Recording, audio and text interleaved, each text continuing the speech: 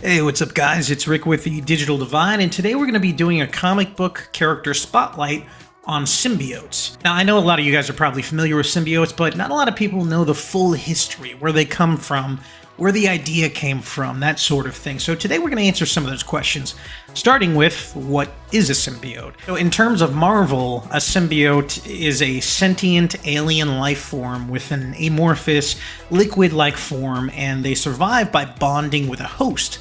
Generally, that host is a human.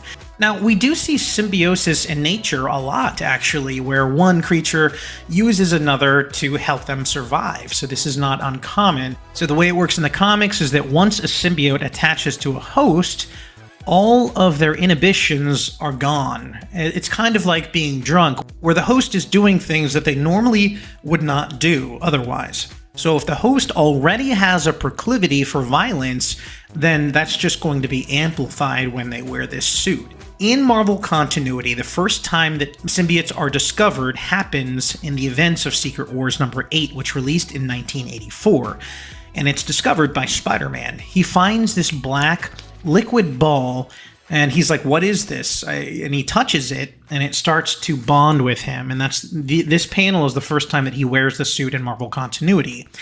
And over time, Peter realizes that he needs to get rid of this thing because it's not good for him. And he eventually does get rid of it by discovering that it has a susceptibility to sound vibrations. Once the symbiote leaves Spider-Man, it famously attaches to Eddie Brock and becomes Venom. And he, along with Carnage, are probably the most famous symbiote characters, although there are many of them.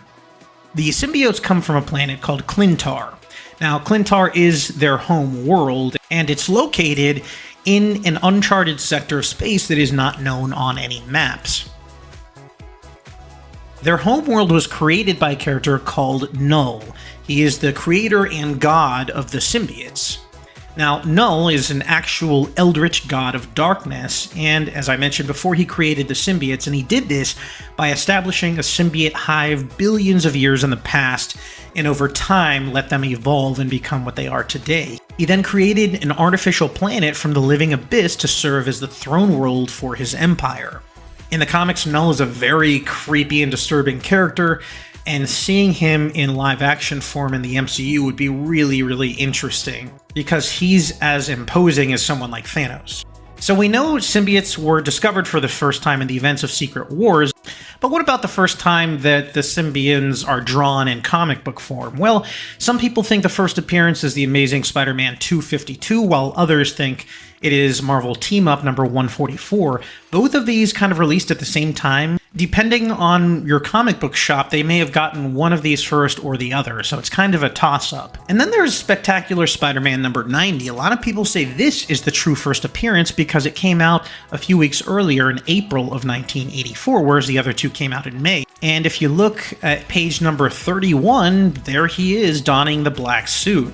So there is an argument to be made for this being the first appearance in drawn form in comics.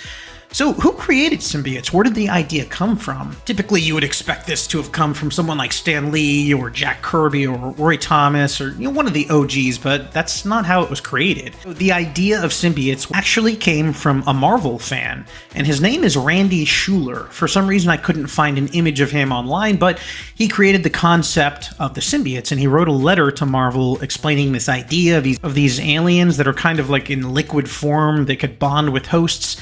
Jim Shooter read this letter. He was the editor-in-chief at Marvel at the time, and he liked it so much that he responded to Randy and offered to buy the idea for $220. Even in today's money, with inflation, that's only $315.75, which really sucks for Randy considering it became a multi-million-dollar idea. And the symbiotes blew up in popularity. The most recent Spider-Man game on PlayStation 5 prominently displays the symbiotes, specifically Venom, as well as in popular media and movies. I mean, symbiotes are just a really cool idea, and they just look imposing and scary and monstrous. So that's going to do it for this character spotlight. I know it's a shorter one. Let me know in the comments below what you think is the actual first appearance. And as always, thank you for watching.